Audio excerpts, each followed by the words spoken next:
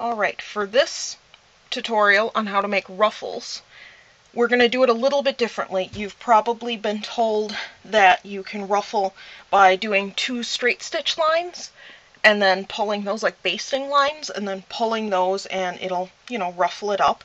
But this I found works a lot better when you really need dense ruffles.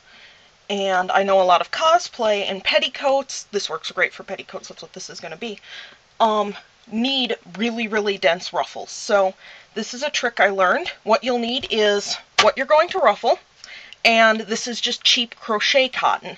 It's pretty thin, but it's really pretty strong too.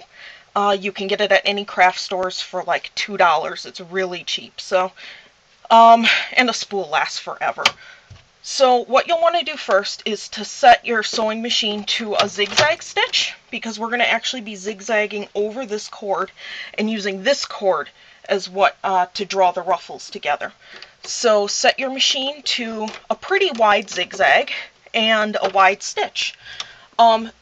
With your regular presser foot in, and that's actually really handy for this, because what you can do is through that little notch there, you can kind of feed the crochet cotton. I hope you can see this. You can kind of set the crochet cotton and use that as a guiding point for when you are, because you don't want to stitch over it, because if you stitch over it, you can't gather it, and then that makes it kind of a moot point. I'm actually going to ruffle down a little bit further, leave a long tail coming off the back, just slide it out, and then you're just zigzagging over the cotton. Now be sure not to pull the crochet cotton when you're doing this, because if you pull it, your tail will come out and it won't work. So you've got to be kind of light with it. You're basically just holding it up to make sure it stays between the 2 zigzags. And